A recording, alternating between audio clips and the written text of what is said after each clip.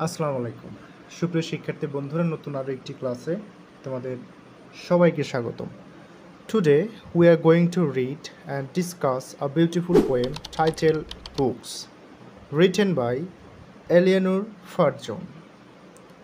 This poem shows us how books can be our best friend. অর্থাৎ এই কবিতায় কবি দেখিয়েছেন যে বই কিভাবে আমাদের বেস্ট ফ্রেন্ড হতে পারে and guide us through knowledge, imagination and life, এবং কিভাবে আমাদেরকে জ্ঞান কল্পনা তৈরিতে সহযোগিতা করতে পারে। কমেন্টে আমাকে জানাবে তোমরা কী ধরনের বই পড়তে পছন্দ করো। সুতরাং কথা না বলে চলো আমরা মূল কবিতাতে চলে যাই। সুপ্রিয় শিক্ষার্থী বন্ধুরা, এই হচ্ছে কবিতা বুকস অর্থাৎ বই। তো চলো আমরা কবিতাটা পড়ে দেখি। What worlds of wonder are books, কি বিস্ময়ের জগৎ বইয়ের ভেতর। As one opens them and looks, খুলে তাকালেই দেখো চমৎকার। New ideas and people rise, নতুন ভাবনা মানুষ উঠে আসে। In our fancies and our eyes, আমাদের কল্পনায় ও চোখে। সুপ্রিয় শিক্ষার্থী বন্ধুরা, এখানেই 4 লাইন দ্বারা কবি বোঝাতে চেয়েছেন যখন আমরা বই খুলি তখন আমরা বইয়ের ভেতর থেকে পুরো জগৎটাকে দেখতে পাই। That means it creates imagination to our mind, অর্থাৎ আমার মনের মধ্যে একটা ইমাজিনেশন তৈরি করে, কল্পনা তৈরি করে।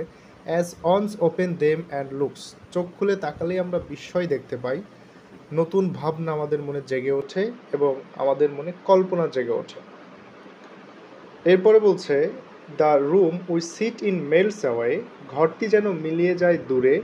And we find our self at play, আর খেলায় খুঁজে পাই নিজেদেরকে। উইথ সামন হু বিফোর দ্য এন্ড, কারোর সঙ্গে যে সমাপ্তির আগে।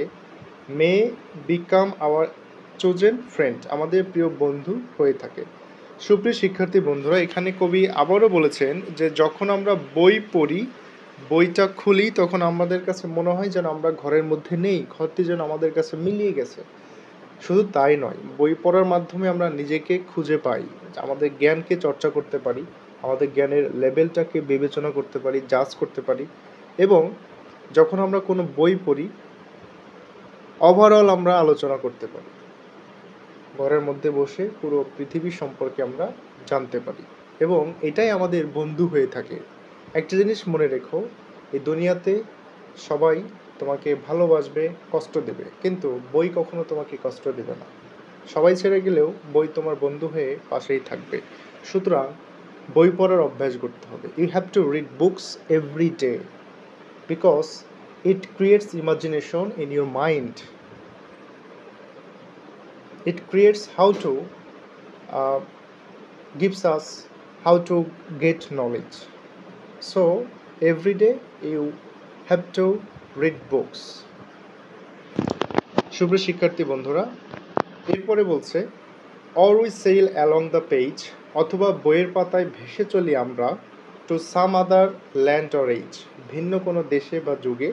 here's our body in the chair, চেয়ারে থাকে শুধু দেহটা।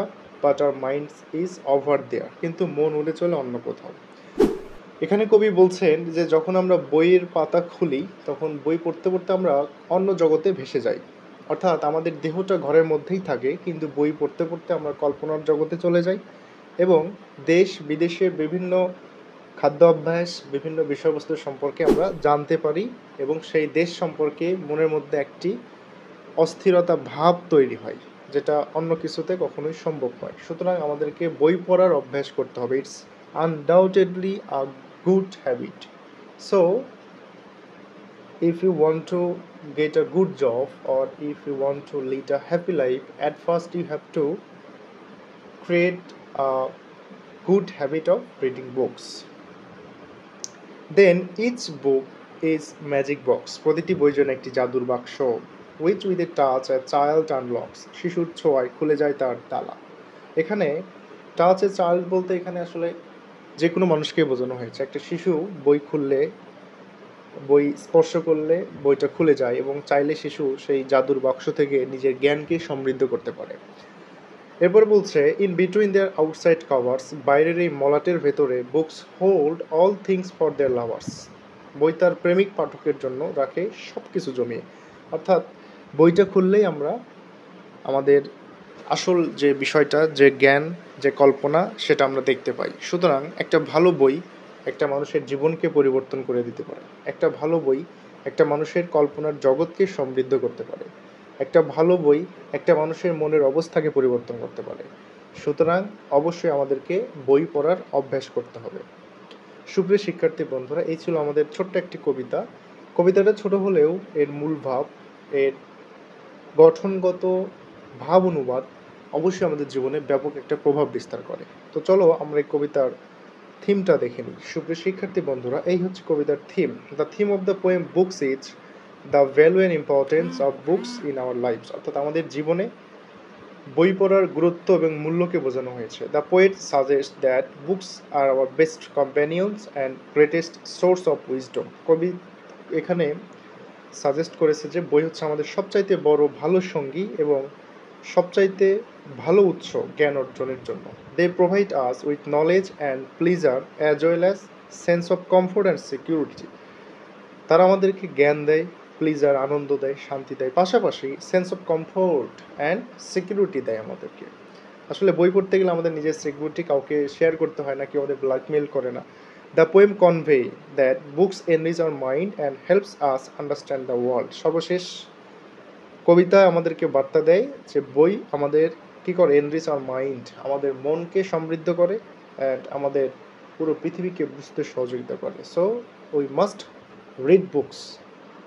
Remember you, a good books is the best companion for a man.